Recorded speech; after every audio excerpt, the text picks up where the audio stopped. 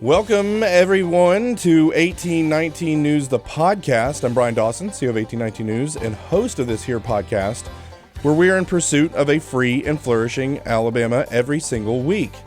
You might notice a little bit different background here, so we are pursuing a free and flourishing Alabama from my home studio that we are test driving today, and we have a little bit different episode, but we are bringing to you an interview that I did on Blue Water Broadcasting's News Talk 93.1 with Joey Clark on his show, News and Views. I went on there with him recently and just really dug into some things that are going on in the state of Alabama and our state politics. We have a big national news cycle going on with this presidential election, and there's so much going on at the state level. I really wanted to just drill in on a couple things that are grinding my gears, as Peter Griffin would say on Family Guy, that are just driving me crazy, specifically talking about what's going on with Alabama Department of Public Health. Scott Harris, that would be their the state health officer. Alabama's Fauci, talking about that, talking about some of these city councilmen and mayors, obviously with Mayor Tony Kinnan accepted from this, and how they just don't seem to want to do anything, and a few other things that are really just getting under my skin. Going to go on. We're going to just bring you the interview that I did with Joey Clark for this week's podcast. We have an incredible culture here in the state of Alabama, but our politics and public policy don't reflect the people of Alabama. Media drives culture. Culture is what drives politics and public policy. In the studio here, Eddie Bader's a little late, and it worked out because Craig Monger's here too. But Bryan Dawson, we hadn't seen him in the studio for a while. How you doing, Bryan? Fantastic, Joey. Fantastic. Yeah. That's not true, because the reason that I'm here is because I'm having some mental health issues that I needed to vent about, and I appreciate you. You look good. Like, personally, you seem good, but what's going on here? Craig's got me on a good diet. I'm losing weight. I haven't started hitting the weights yet. I get in a home gym, so I avoid the skanks in the gym. Wise. Yeah, got to do that. I got a 15-year-old son that works out with me too, and Oh, that's very wise then. Yeah. Or you could always go to Express Fitness, where I go lift. There's no, it ain't a skanky place. Yeah. People are there to lift and do work. Swanky, not skanky. Yeah, there you go. There it is. It's old school, but we've been slowly, vaguely covering everything going on with Kent Davis. Yes. And Governor Ivey. I was asking Jeff Poore about it earlier this week. Like, I can't make heads or tails of it, because on the surface of it, it seems very petty and vindictive on the governor's part. I suppose she does have the legal authority, but this is what's been a bee in your bonnet of late, right? Well, it's that's a piece of it. Okay. And then the story that broke this morning that Erica Thomas did on our state health officer. And so really it's a state agency head thing, okay. The head of state agency. It's all a convoluted. The director of Alabama Department of insert here. Okay. Right. So public health, transportation, Veterans Affairs, mental health, right? So we have all these Alabama Department of, whatever. The heads of these would be directors of that state agency. And the inability of our governor to apply standards equally across these departments on what she expects of these people is infuriating to me. Specifically as it pertains to how she handled the situation with Kent Davis, who's one of the very few state agency heads in the state who is doing a bang-up job, that everyone, all the veterans loved him. The board that appointed him loved him, so much so that they were willing to go to war with the governor over it. He was beloved and doing a phenomenal job, and he was actually helping veterans, and we have a problem with veterans' mental health in the state of Alabama, and he was doing a great job to rectify it. And then you put that up against, I don't know how Scott Harris is doing, and maybe John Cooper. And so Scott Harris is the head of the Alabama Department of Public Health. He is Alabama's Fauci, if you remember that. Yes. And then John Cooper is the head of the Alabama Department of Transportation. And so I'm going to read a little bit of this story that I read this morning that caused me to twitch and, kind of go for it. Yeah, okay. So hopefully it has the same effect on all of you. Maybe not, but here we go. So the headline of the article that Erica wrote is State Health Officer Scott Harris named president of Soros-linked national org with focus on health equity. And so we remember Scott Harris. You remember a few years ago, there was a cold going around that was pretty serious, and there were some pretty stringent responses. Well, Scott Harris basically became Lord Protector of the state of Alabama, and he was just ushered into telling everyone what to do, from mask mandates to curfews to shutting down businesses and saying who's essential and not, and making children wear masks in schools when the schools did open back up, and putting a face diaper on for 8 hours a day while they were trying to learn. That guy. Yeah. Okay, so that's the guy we're talking about here. So Alabama State Health Officer Dr. Scott Harris was named president of the Association of State and Territorial Health Officials. The nonprofit represents public health agencies and public health officials nationwide and has ties to George Soros.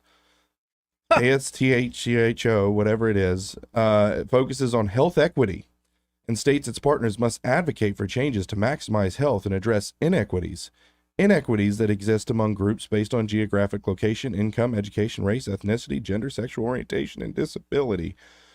We have a very specific focus on racism and structural racism. We know that health equity includes LGBTQIA+ as well. This is a work that we have to do in partnership, and we're committed to the work of anti-racism. Well, that's great. We promote truth, racial healing, and transformation framework that was started at the Kellogg Foundation. And this group with the Kellogg Foundation calls for the dismantling of national narrative that perpetuates colonial systems and white supremacy. Wow. And the creation of a new narrative that centers belief in equal humanity for all people. So, I guess the simplest way of saying what I'm trying to say is this guy who completely wreaked havoc on us, that we all knew was essentially a commie, and did all of these things through COVID that he should have been fired for. I believe his performance through COVID should have gotten him fired. He was not fired. And if that wasn't enough, Harris was seen in public, reported only by 1819 News, of course. We had a reporter in this place. He thought he was like in a friendly group of commies and, whatevers. And so he was speaking very freely. He didn't know that one of our reporters was in the room, and he basically said he was appalled by Alabama's gender affirming care laws. And basically what he means is our VCAP legislation, the fact that we actually have state legislation that prevents children from going through transitioning surgeries. Right. Okay. And he was appalled by that legislation, and he said that.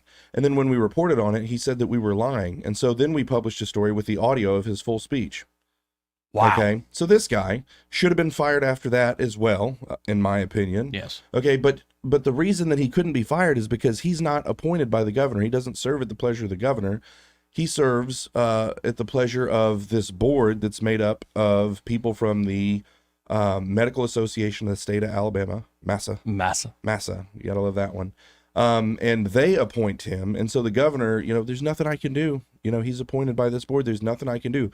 And it was such a problem that in the last legislative session, they changed the law to where now that board gives the governor a list of people, and then the governor chooses. And and then that gives her the ability to fire and replace, but it's replaced on an approved list.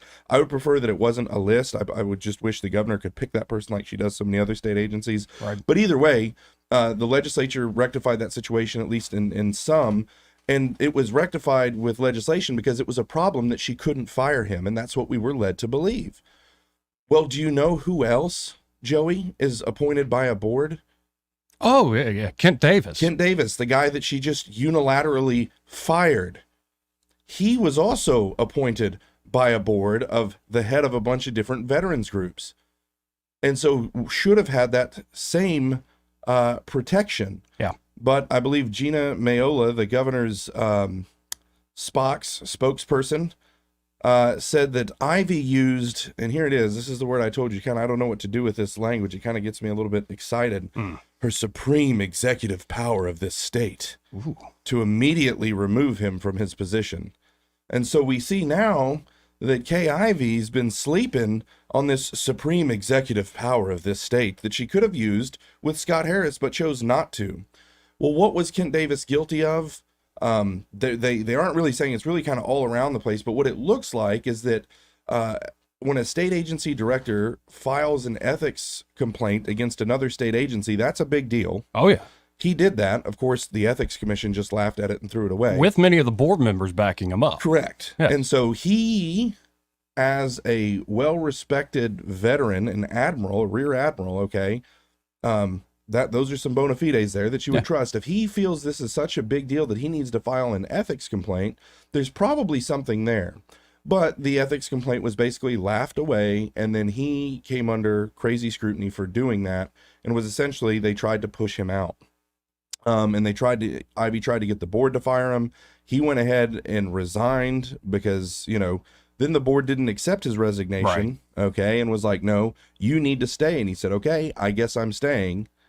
And when he essentially refused to step down, I'm sure there's more details than this, but I'm kind of summing it all up. She then, exercised her supreme executive power of the state to fire him. Okay. And so here is a guy that was actually doing his job, that was actually beloved by the people that he was serving and being very effective in his position as the head of the state agency, who saw some concerns with the Alabama Department of Mental Health, its relationship with AltaPoint, which is a mental health organization that there's always seems to be something going on with them. And basically their monopoly on mental health funds, and why aren't more funds going to organizations that we see that are actually effective at helping veterans with mental health and things like that? No, money's not, or not enough money is going to those organizations, and we don't really know what is happening with the money and where it's actually going. We're talking from the big pool of money that was ARPA funding. He wanted something like $7 million yes. for his department because they are actually in contact, actually touch veterans. Yeah, and I would love to see where that money's being spent and what is actually happening. So that's that. But let's go into another one. Okay, another state agency head, the Alabama Department of Transportation head, John Cooper. If you guys will remember, I don't know, it was a year ago, year and a half ago, whatever it was. There was some traffic congestion issues in Orange Beach, and they wanted to essentially buy the Baldwin County Bridge Company's bridge that goes over the canal onto Canal Road in Orange Beach. And it felt very mafia-esque how he went about it to me. It's a nice bridge you got there. Be a shame if someone went a mile down the road and built one that let people across for free. Right? And so he went to them and said, hey, the state would like to buy this bridge. How much do you want? And it's a very profitable bridge. The toll was not very, crazy high. People used it all the time. They were making money. And so they said, okay, well, yeah, we'll sell it to you at X. It was probably 5X, 5 years of profit would have been, whatever the fair market price was, they said, we'll sell it. And he said, no, that's too much. Here, I'll offer you pennies on the dollar. No, we don't want to sell. Okay, well, I'm going to go down the road and build a free bridge. Now he's called it a free bridge, but it cost $20 million to the taxpayers for that free bridge, quote unquote free. But by putting a free bridge a mile away from the toll bridge was going to go out of business. And so this got caught up in court here in Montgomery, and a judge here in Montgomery wrote an 80-page scathing rebuke, basically saying it was the worst corruption he had seen. And again, I'm paraphrasing here, but an 80-page scathing rebuke about what John Cooper did, and his what I would say, kind of my opinion, would be his abuse of police powers to do that. And while this is going on, while this judge is writing this 80-page scathing rebuke about his behavior and what he's done with this bridge, he gets arrested for threatening to shoot his neighbor. Over a land dispute in Marshall County. Okay, so that's going on. John Cooper still has his job. Okay, and of course he's weaseled his way out of everything. I think the guy ended up dropping the charges. They're going to settle it out of court that he threatened to shoot, allegedly. And then the Supreme Court ruled on that judge's 80-page scathing rebuke and basically said, whether that's correct or not, that court didn't have jurisdiction to make that ruling. And so he has gotten out of both of these things. But either way, these things occurred, okay? And as those things occurred, he continued to have his job. And so you have these two people, Scott Harris, who locked us down and treated us like we were, Soviet plebes during COVID and all of these other things. He has his job. Alabama Department of Transportation had John Cooper doing all the things he's done. He still has his job. But Kent Davis, who's actually doing a phenomenal job and raised some concerns about the movement of mental health funds and how it was actually being used, he's got to go. We got to fire him. And it seems because that's why I first said it seemed personal and petty. Yeah. And these two, with Scott Harris and John Cooper, it didn't touch the governor. No. But for some reason, I think him trying to grab ARPA funds for very good reasons and good use somehow set off the governor's office. And because he defied her, and I think also this board essentially defying her, not just in voting to say, we don't want you to resign, sir. Also being, I think it was 3 of them that were part of the ethics complaint as witnesses backing him up. So it seemed like, okay, if you're going to cross me, that's when I'll use my supreme executive authority, not when there's actually problems going on with other department heads. Correct. Man. Yeah. No, and it's... God bless Alabama. I've calmed down quite a bit to come in and share the story. I was really worked up this morning as I was reading it, and it irks me every single time I see anything that has to do with Scott Harris or John Cooper. And then, of course, when the stuff against John Cooper, when the criminal charges were dropped by the guy that was, accusing him of threatening to shoot him, allegedly. Got to throw that in there. Sure. Yellowhammer writes an article that says he was vindicated. I'm like, is that what that is? Was that vindicated? Really? And we won't mention Alabama Department of Transportation influence on the media that we uncovered. Craig, was that you? Yes, it was. And how much did Alabama Department of Transportation give the Alabama political reporter for click it or ticket ads? It was over 6 figures. Yeah, it's $128,000 or something like that. So $128,000 from AlDOT to this publication for these ads. And not to mention this relationship where they have to, with the bid process, they have to place ads in all these papers that are barely surviving. Yeah. And then I also learned the contractor wins the bid, then has to place ads for work in those same places. And I just, my suspicions say there are plenty of good people in these agencies who think this is antiquated because obviously if you're a major contractor, you know where to go on the website when they post it on the website. But as soon as some legislator who probably is a good person says, yeah, this is antiquated, we don't need these bid ads in all these newspapers, the Alabama Media Group will show up at their doorstep with their lobbyists. Yeah. And so it is, to your point, from Craig's reporting about how much went to Political Reporter to how much these legacy medias rely on this. It is fascinating the web that is woven behind the scenes. And we take none of that money and we just report the truth. Okay. And Amen. so in the midst of us, but I am susceptible to bribes if there's any state agencies out there. They have to be $128,000 or yes. more. Yes, we can do some under the table dealings. I'll write very positive stories about you. You have my word. Well, somebody asked me the other day that somebody asked them, can Joey be bought? And I imagine myself as Han Solo going, well, I can imagine quite a lot. Like, the answer is no. But, like how much? $1 billion? Sure. I'll join Musk in the team and then and I'll use it against you after you give it to me. It is nuts. It's absolutely nuts. And especially coming back to the story Erica Thomas put out today, that this is all hardcore left-wing corporatist globalist crap. Yeah. And I'm not surprised that the Kellogg Foundation, like all these foundations set up by great corporate giants before, are now straight up left-wing George Soros stuff. Yeah. And so this is the guy that is protected, that almost seems to have more power than a governor or an elected official. Yeah. Scott Harris. And he's now part of this whole group that how is this happening in Alabama? Yeah. This is the point you've been making for a few years now. Yeah. It's insane. And again, anytime we would leverage things like when he would come out and say, that he was appalled by our legislation that prevents children from getting transitioning and, surgically, he was appalled by that. And it's like, we're pretty sure that he's not an average Alabamian, guys. Right. And he would be like, no, I am. And by the way, I'm going to go be the president of this full-blown commie organization. Well, and that's what's amazed me over these last few years. I think a lot of people have woken up to the untouchables in the federal government, like the folks that can work with impunity. Like Dr. Fauci ever get consequences? No, he's got Secret Service protection and still making massive amounts of money from the government. Yeah, and the lab leak is obvious. The funding, and like no virologists have paid a price for that, but they're untouchable. And you see this in many fronts of the federal government. But when you start looking at Alabama, the bureaucrats here, even stuff like, say, the library board, they really don't like it when elected, say, folks tell them how a library should be run. Yeah.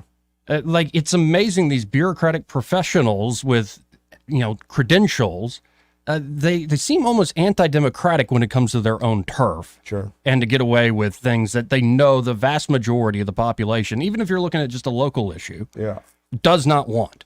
It's remarkable that y'all are doing this work, uncovering it, but it's also remarkable that this is even going on in the first place. Yeah, in Alabama. Yeah. Ruby Red, Alabama.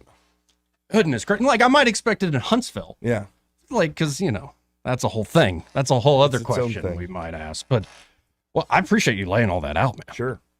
Dadgum. Because I didn't put it all together. I saw the story today and went, yeah, more of the same crap. But when you put it all together, why is it that the governor used her discretion, her supreme executive authority in this particular instance? And especially during the COVID years, you couldn't find Kay Ivey. Yeah. Except at some of those hearings, and there's Scott Harris standing behind her like a vampire. Like, you Yeah. say the right things. This place, Montgomery in particular, lovely little city. But when you get over to the State House, I guess they'll have a new one before too long. Yeah. Thank you, RSA. You get over to the State House, it does seem like a completely different world than if you say go to rural Alabama. Or you Sure. go to other Or even parts, other of, parts this, of Montgomery. of the Montgomery, yeah. Yeah. And I always say, there's so much beautiful about our state. Really, the ugly part about our state is our government. Yeah. Right. Alabama the beautiful, except our government. We're behind with, look at how gangbusters Florida is. Tennessee is. Georgia's got its problems, but Georgia's doing all right too. Yeah. Mississippi's already catching up to us on many things. Yeah. And I've got a whole nother rant we can do. I'm sure you got to go to a commercial at some point, so I don't want to rant yet. But I've got a whole nother rant I can go into and what you just brought up with how Florida's doing things versus how we're doing things. Absolutely. And in a second, we'll hit a break. Real quick, though, I think as we speak, Donald Trump is sitting down with Joe Rogan. Unbelievable. And to me, this isn't like just a big political thing. The momentum is clearly in Trump's favor. He just is now beating Kamala in the Real Clear Politics average polls.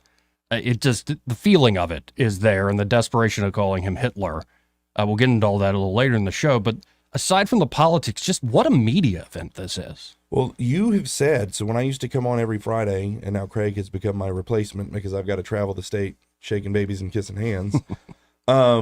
You said when Vivek was doing this, okay, Vivek, how did he go from being someone that no one knew about to someone that everyone knew about? It's not because he went on Fox News. It's not because he went on CNN. It's because he hit every single major podcast from Theo Vaughn to Andrew Schultz to Rogan to what he went on the podcast circuit. And then all of a sudden everyone knew about who he is. And all those people do not watch Fox News and CNN for good reason. Yeah. But you called that, a year ago. Well, and I first started really thinking about it. I mean, I've been thinking about it for years, hoping this would happen. But when I saw RFK Jr. on with Jordan Peterson, RFK Jr. predicted this could be the year in the same way that my uncle, Jack Kennedy, beat Nixon on TV in that debate. Yeah. And TV became the big thing to use to win elections. And it wasn't just that debate, it was the ad campaigns and all this stuff. RFK was wondering, is this now, with social media and podcasts, the year where they overtake TV? Yeah. And I think it is. The decentralization of mass media will be what preserves liberty in our land. Amen. Amen. And that's a wholesome, hopeful note to end on. If you're running a ministry or you own a business, my guess is that you've been thinking about starting a podcast for a while now, but for various reasons it hasn't happened yet. Send me an email. I need to personally connect you with Yonder Child Media. They built this studio in 2 days and tackle all of the production. I just come in, start talking, and leave. It's that easy.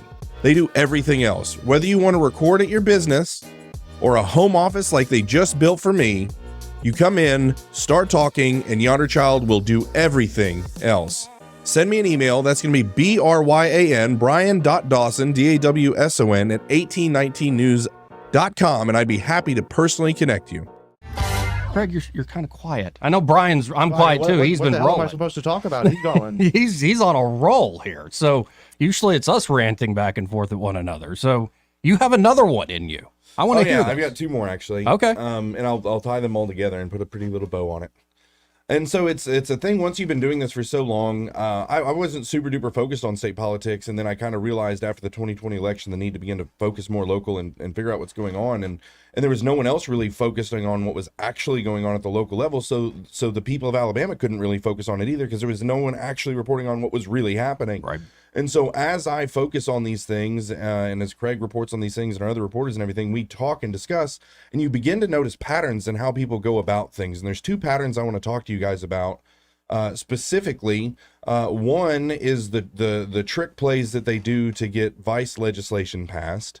And then the other is elected officials always looking for why they can't do anything rather than using their supreme executive power of the state to do something, okay? To go back to last segment. So anyway, so one, the magazine has come out and it's created quite a buzz. I wrote an article that opened, but in my article, I thought was kind of the most boring article, but it created a bunch of buzz specifically because I'm talking about some of these patterns.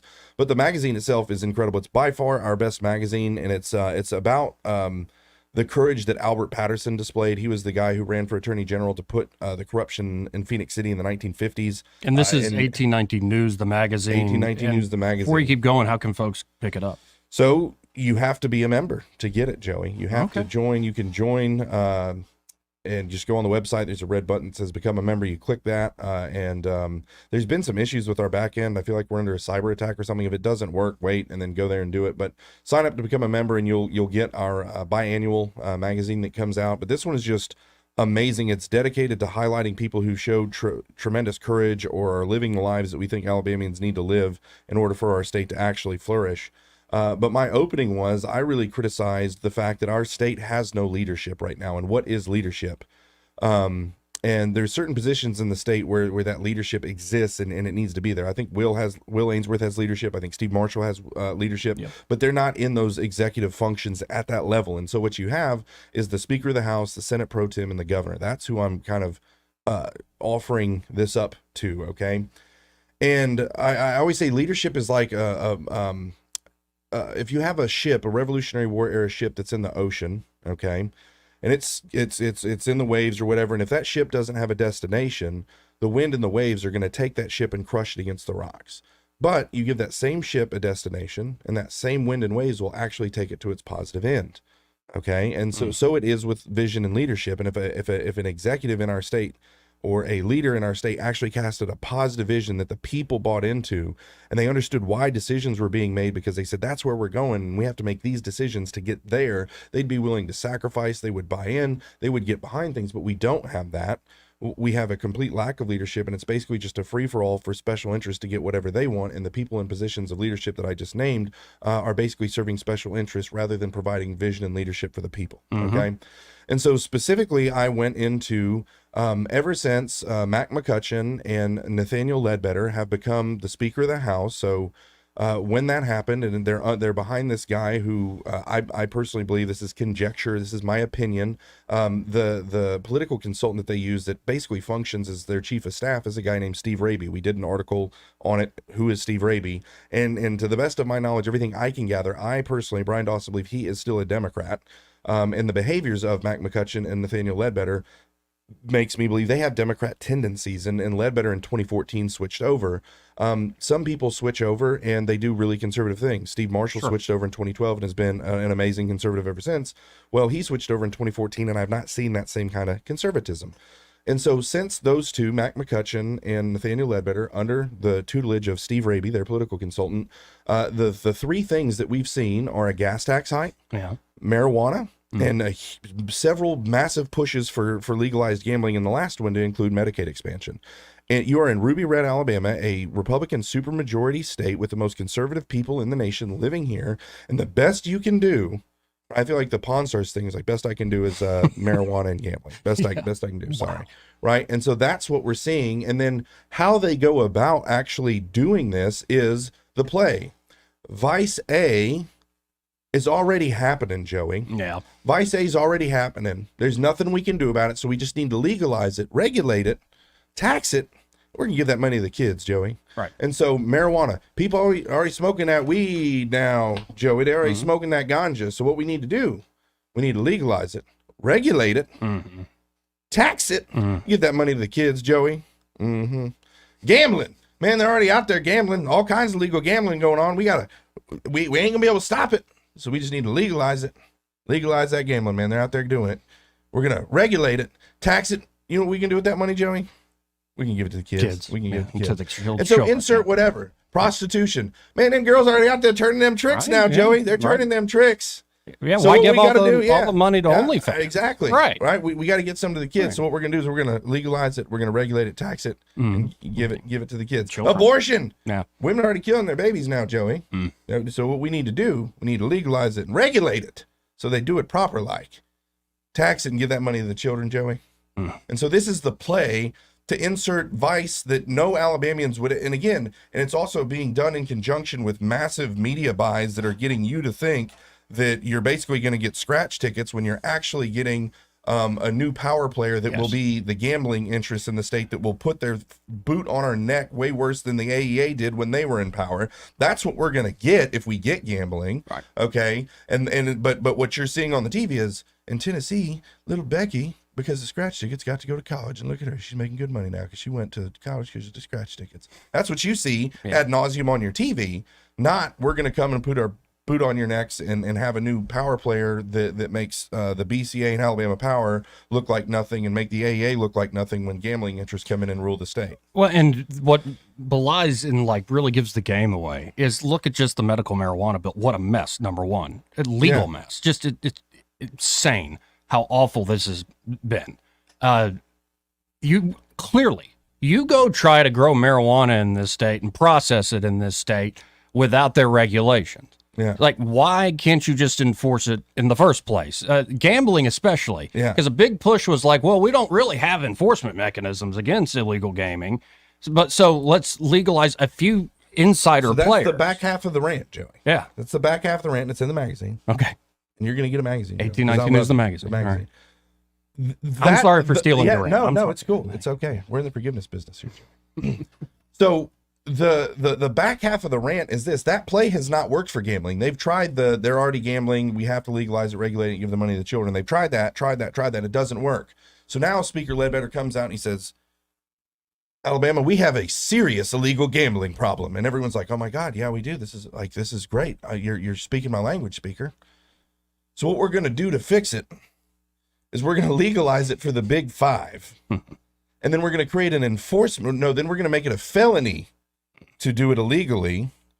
So if you're not the big five, it's now going to be a felony. Right. And then we're going to create an enforcement agency that's unaccountable to anyone that's going to go and enforce that felony to take out the competition of the big five. Right. So you won't be competing with the big five, not my guys. I said my guys. What I meant was the big five. Right. Okay. And so imagine, let's pull that away from gambling and let's insert another vice, fentanyl. Okay. Everyone agrees fentanyl's bad. Fentanyl kills children. Fentanyl bad. Okay. We've got a serious fentanyl problem in the state of Alabama, Joey. You know what we're going to do? We're going to legalize the dealing of fentanyl for the biggest five drug dealers in the state of Alabama. We're going to make it a more severe felony to possess and deal fentanyl, and we're going to create an enforcement agency that's unaccountable to anyone to take out the competition of my favorite drug dealers. The big drug dealers. That's what we're doing with gambling on this one. Well, and I think the opioid thing already happened. Yeah. They already did that. Yeah. Just look at how controlled our medical system is, and the fentanyl crisis is a product of the heroin crisis, which is a product of the opioid crisis. Yes. So the big five Sackler already, family? they got their money, and what they Sacklers. paid a cool $6 billion for people to go away. Yeah. Wow. Yeah. No, and you're right. I think that is the formula, and it does shock me. We're really on the same page in this regard. I see an up and coming generation where I think people could provide leadership. I would add Andrew Sorrell to that list. I think he's fantastic. I think Wes Allen's doing a great job as Secretary of State. And this won't happen with current leadership in the legislature. Yes. But what I would love to see, and maybe I'm stealing it from Elon, is the legislature for a short period of time essentially empowers a governor to be the true CEO of this state. Yeah. And allows them to restructure, change things, and get things done like they would do in a business. Don't make it forever. Make it a year. Yeah. You got a year to restructure stuff. We might have some approval on the back end. But empower a vigorous executive, a visionary executive. We need a wartime consigliere. Yeah. And it's very clear to me on ways that are corrupt. We need that sort of rooting out. But also just things that are legacy that we just don't need anymore. So many rules that cost everybody money, don't improve our society, except a few folks are on the take and they don't want the gravy train taken away. Yeah. So what you're saying is you want a Christo-fascist dictator. I wouldn't put it in those terms. Yeah. Well, I mean, I'll start calling you woke right. It is amazing too. Like I'm the same way as you know, and I still mostly focus on national politics because, well, right now we're not in legislative session and these things. But it is amazing how much overlap there is in the same exact structural problems in D.C. are the same exact structural problems here in our state government. It's a microcosm. And so these are really the three rants that have just been, Peter Griffin. You know what really grinds my gears? Okay. These are the things that have really been grinding my gears lately. I've shared two of them with you guys. Now I'm on the third. I've got some hair on my tongue. I want to get off my feet. Thank you. Okay. So now I'm ready. So it's the and I've ranted a little bit at this on Alabama Unfiltered before, but it's bigger than what I had the opportunity to share there. Is just this. I always wonder, what is it that motivates people to go and run for office, and specifically at the more hyper local positions. Okay, a city councilman, a mayor, a county commissioner. Okay, but really any elected official. All their commercials are like, hey, I'm Bill, I love Jesus, and I'm going to get in there and I'm going to do something. Right. I'm going to get in there and I'm going to do something. I'm going to show you I'm going to do something. Okay, man, he's going to do something. It's going to be amazing. And now if I ever make a political ad, I'm going to talk about my supreme executive authority that I'm going to use. But that's all you see, and then they get elected. But then every time there's an opportunity for them to use the authority that's been granted to them, whether they put their hand on a Bible and they were sworn in, and they were given authority, and with that authority comes responsibility to do something when things come up. They are always, all of them are looking for the thing that tells them they can't do anything. It's like, oh, there's books about how to clean the fecal matter off of your sex toys in the children's library for 5-year-olds. And it's use the dishwasher is actually the solution that the book posited. So anyway, and it's worse than mold. Yeah. And, that, okay. And so what do the city councilmen and county commissioners and mayors? Well, it says right there in subsection code 6B, 46.59, I can't do anything. So I'm sorry about that. There's porn in the children's section. Yeah, there's nothing I can do.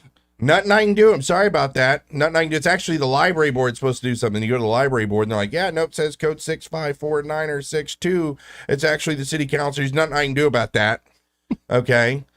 Every single freaking person that gets elected, sorry, there's nothing I can do about that.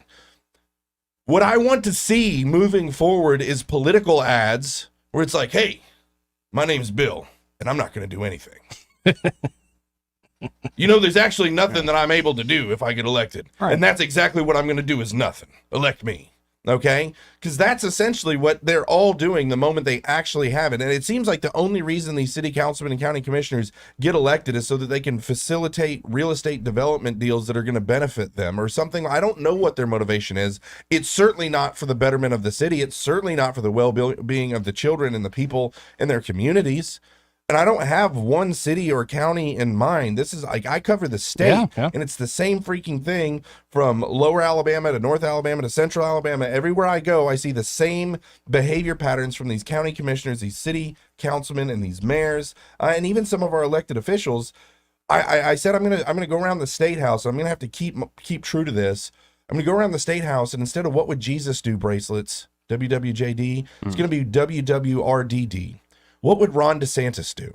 And I'm going to go hand out these bracelets because Ron DeSantis doesn't look for subsection code 654 to tell him what he can't do. Right. He does it, and then you figure it out in the courts. And the thing that I posited to an actual county commissioner in this state that I sat down with and freaking grilled him, what I told him is I said, why are we we just got to let the courts and da-da-da-da. I said, okay, then get the books. I obviously posited burning the books. AL.com highlighted that. Thank you, AL.com. Okay, if you're not me and you're not going to burn the books, go get the books out of there, go put them in a wheelbarrow in a warehouse, okay? And then let's figure out what to do with the books. But the default position of these conservative representatives that are elected is to leave the books on the shelves and then we'll figure it out. Why is not the default to, no, we're going to go get all this stuff out of here and then we're going to figure out what we're supposed to do in the courts? Yeah. Why is that not the default setting? All these people are freaking cowards. They have no political will. And what they don't understand, Joey, is that if they would actually just act, you would be celebrating them, I would be celebrating them, Craig would be, we would all celebrate their courage to do the right thing, and they would never have to worry about not getting elected again. You know who's never going to have to worry about getting elected again is Coach Tommy Tuberville. Took a massive stand on behalf of the people of Alabama and for life, and he went to war with the regime for 10 months. And he went through hell for 10 months. But that man, when he was at the Trump thing last summer, like a year ago, got like a 5-minute standing ovation when he came up to the microphone. Yep. That is what happens when you display courage and you do the thing that you're supposed to do. But instead, they want to find an excuse why they can't do something. They wanted a little piece of paper. Oh, it says right here I can't do anything. Sorry, but make sure election comes up that you vote for me. You know, and I hold, today I had in my pocket here, it's like a stoic, I guess, worry coin. You can rub it or just keep it in your pocket. And it says on the back here, try not to exchange them for others. And it's the 4 cardinal virtues: temperance, justice, wisdom, and the last one you just said, courage. And I think we're lacking a lot of wisdom and temperance and justice in this state, but we sure as hell are lacking courage. And it is the hour. It is, it's something I think just lacking in general in this nation because we're so bogged down in process. Yeah. That's what so much of this is. Or they're worried about the courts. This is a waste of money, and it's going to hurt my budget. And it's we're caught in the minutia of it. The whole idea of the process being the punishment, as opposed to why not? Heck, you saw the city council here and the mayor of Montgomery go, yeah, we're going to demand ID for a firearm possession if you're younger than 21. It's clearly illegal statewide, but at least they had, the balls to try to do something. Correct. And it's kind of like, I don't agree with that policy, but you impressed me with your courage in that moment, as stupid as it was. Yes. And you need more of that in politics. Well, the left has never had a problem with that. They do all kinds of crazy things, then make us figure it out in court. And we're like, well, we're conservatives. We don't do that. We actually let the Haitians come in and overrun our town and don't do anything, and then we'll figure it out later, rather than getting them out and then figuring it out later, right? Like, it's just, it's mind-boggling. It's bizarre. I hope that whoever becomes our next governor uses this, that at least, thank you, Ivey, for showing us that there is such a thing as supreme executive power, that actually gets utilized in a way that is beneficial. Will Ainsworth was down in Fairhope giving a speech, I don't know, it was a month ago when this Haitian stuff was really like peak. And he's like, if I was governor, I'd round them all up and get them out of here. Right? There you go. And again, whether he would or not, I don't know, but at least he's pointing and aiming in this type of direction of what we're looking for in an executive leader in the state. I have no doubt that Steve Marshall would probably do that as well. And when I look at them, I got to hit a top of the hour break here, but when I look at the up and coming generation, I really do like them all. And when I think about 2026, I'm very much undecided. I will say the one thing in Will Ainsworth's corner that is very important is it seems very clear to me he has no aspirations for federal office at all. And so if you have a guy who's just like, the height of my political career will be governor of this state, I think that is something that could be very powerful and useful in terms of mustering up, let's say, a little bit of courage.